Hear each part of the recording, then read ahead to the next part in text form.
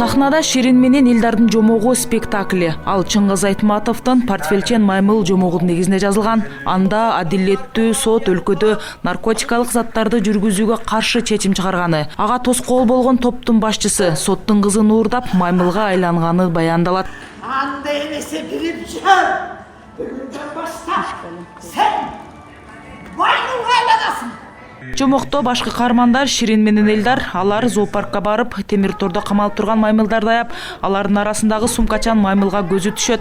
Аны менен адам тилинде сүйлөшүп, кандайча капаска түшүп калгандыгы жана маймылды бошотууга көрүлгөн аракеттер чагылдырылат.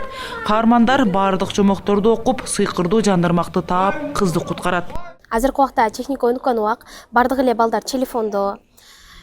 Бирок азыр биз жомокту жакшы аткардык деп ойлойм. Менин оюмча ушул көрүүчү балдардын баары эле жакшы таасир алышты. Мен да өзүмдү алсам, мен да буга чейин көп телефон көргөнмүн. Бирок ушул жомокту аткаргандан кийин, жомок окугандан кийин менин китепке кызыгуум, жомокко жашоого кызыгым ушундай кызыгып калды. Жомокторду кээде окуп китептен жаткам. Азыр эми өзү жомок аткарып, ушуна өзүм деле таасир алдым. Айтматовдун Портфелчен маймыл жомогундагы баш каармандар жазуучунун өзүнүн уулу менен кызы, аларга арнап заманбап жомок жазган. Мааниси жапайы жаныбарлар адамдарды жардамы жок эле жашай ала тургандыгы түшүндүрүлүп, табиятка зордук, зомбулук кылууга болбой турганы чагылдырылган. Жаш балдар канчалык эрте китеп окуса, канчалык чыгармаларды билсе, айрыкча биздин Чыңгыз атабыз ошончолук жан дүйнөсү кеңейет, ошончолук фантазиясы чоңоет, ошончолук жакшы адам болот деп ойлойм да. Биз Жалпылап айтканда, жомок жаратылыш менен адам темасын чагылдырып 45 минутаны түзөт.